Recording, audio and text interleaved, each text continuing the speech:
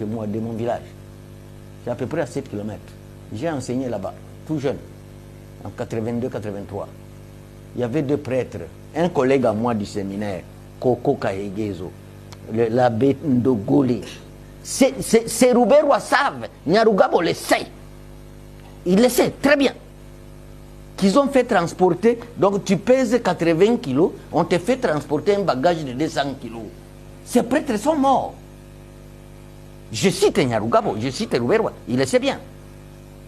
Je cite les prêtres, les pasteurs, Alemera, Mukwege, a échappé, Belle, ces jours-là, parce qu'il était le médecin directeur de cet hôpital. Un certain Bourouma, je le cite, il est au-delà il est au Rwanda aujourd'hui, c'est un pasteur protestant.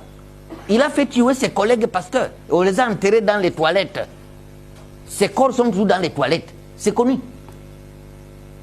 C'est dit Banyamulenge là, ils le savent. C'est que ce que je dis est vrai. Que quand ils ont commencé l'AFDEL, pour eux, c'était exterminer tout ce qui est autochtone. Au RCD, n'en parlons pas. Je connais une femme qui a mis au monde, l'enfant est mort, les seins gonflent, on appelait les hommes adultes pour aller téter les seins de cette femme dont son enfant est mort. Est-ce que moi je peux craindre un être humain? C'est ça la question que je me pose. Parce qu'il n'a pas 4 oreilles, il en a 2 comme moi.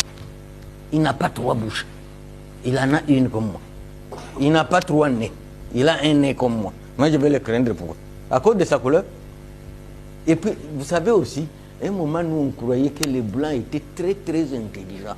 Mais petit à petit, on se rend compte qu'ils sont les plus faciles à tromper. Donc, parmi eux, il y a trop de bêtes. Parce qu'il a épousé une Rwandaise, il a épousé une Tutsi. Maintenant, lui, tout ce que les Tutsis vont lui dire, c'est ça la vérité. L'Union européenne, d'abord, mon fort, je vais rarement en Europe. J'y ai déjà été, 2 ou 3 fois. Mais il y a 14 ans, je n'ai pas été en Europe. Il y a 14 ans, je n'ai pas été en Europe. D'abord, la vie de l'Europe. La vie de l'Europe a séché. Il n'y a plus de vie là-bas. La vie a changé de lieu. C'est maintenant l'Asie. Quand tu veux aller à Hong Kong, en Chine, au Japon, à Dubaï, ce n'est plus Paris. D'ailleurs, Dar es Salaam est déjà plus propre que Paris. Dar es Salaam, ici en Tanzanie, c'est plus propre que Paris. J'ai créé mon Europe dans mon village, mon cher. D'abord, pour y aller, il faut aller en avion. Moi, je n'aime pas l'avion. C'est déjà un handicap et une faveur pour moi. Non, moi, je suis un cas particulier. Un cas particulier par rapport à l'Europe, parce que quand les Rwandais ou les Tutsis ont enclenché la guerre du RCD ici à Kinshasa en 1998, Yerodia a joué le même rôle que moi, défendre la République. On lui a balancé un mandat d'arrêt international. C'est moi, Bitakwira, qui ai cassé ce mandat-là. Un certain 12 juillet 2000, à l'ambassade de Belgique. Donc, je suis l'héritier de Yerodia.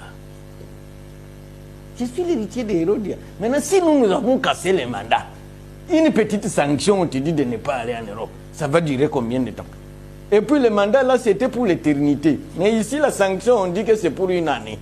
Donc c'était une façon de dire que si on le sanctionne, il ne parlera plus. Mais ils m'ont ajouté 40 micros dans ma bouche. Donc le combat ici, je vais les gagner. Et moi, je te dis, aujourd'hui, pas seul, je suis avec tous les Congolais, de l'intérieur comme de l'extérieur du pays. J'ai la compassion de tous les Congolais. Parce que les Congolais savent que je n'ai jamais été rebelle. Les Congolais savent que je n'ai jamais tué un être humain. Les Congolais savent que Bitakwira n'a jamais tué un rat ou une souris. Le soutien de mon gouvernement, s'il est courageux, il m'invitera. Mais si c'est un gouvernement de peureux, je regrette. Mais seulement je sais que j'ai le soutien de tous les Congolais. Le président de la République y compris. Il ne va pas le dire dans les micros, mais il sait que la guerre que je mène, c'est une guerre noble et j'en suis fier. Je ne suis pas différent de Mandela face à l'apartheid en Afrique du Sud. Je ne suis pas différent de Martin Luther King face à la ségrégation raciale aux États-Unis. Je ne suis pas différent de Charles de Gaulle face à Hitler qui a envahi la France et a appelé à la résistance. Même mes amis Tutsi, Banyamulenge qui me suivent, je suis sûr que là où ils sont, ils se disent pourquoi nous sommes allés réveiller ces messieurs qui ne parlaient plus. Parce que ça fait une année,